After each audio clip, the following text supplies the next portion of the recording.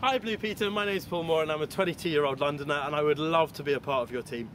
I've been working with kids since I was one, with jobs in schools in the UK, Sri Lanka and China, so I think I'd get on really well with CBBC's audience. I gather you guys have just moved up north, but don't worry, I've got the south covered for you. I'm off to Dorset.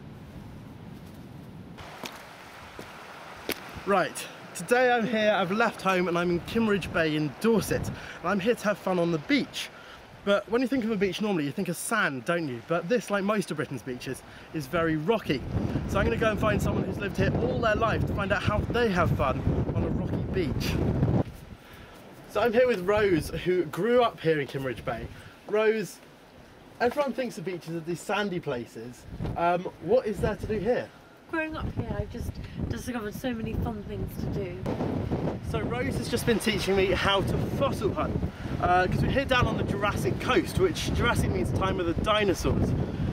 So I take one of these grey rocks with lines in it, like that. This is a piece of slate that Paul has here. So I've got my slate and I'm going to try and crack it open.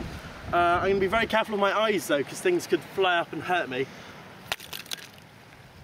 And I think that is a piece of fossil.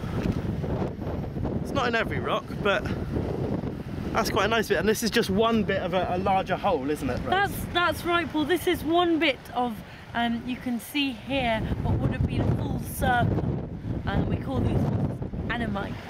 And so these were essentially the kind of equivalent of snails at the time of the dinosaurs. Exactly. This animal would have lived millions of years ago.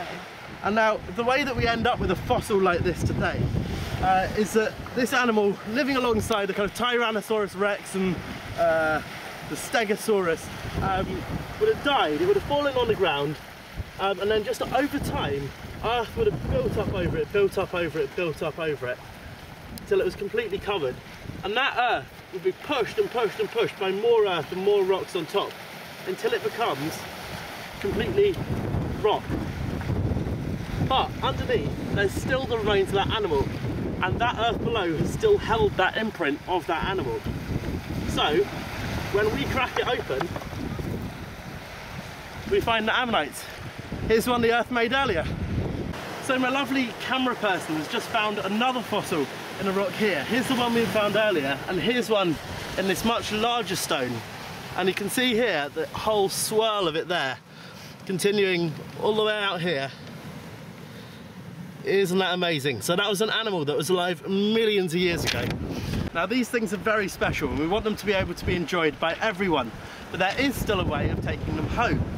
So what I'm going to do is I've got a blank piece of paper here. I'm just going to put it over the top of the fossil. I've got a crayon, got a red crayon.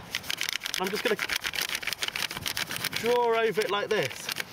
And what you can see is I'm getting a really nice outline of the fossil. I'm going to put it on my fridge and remember my day at the seaside.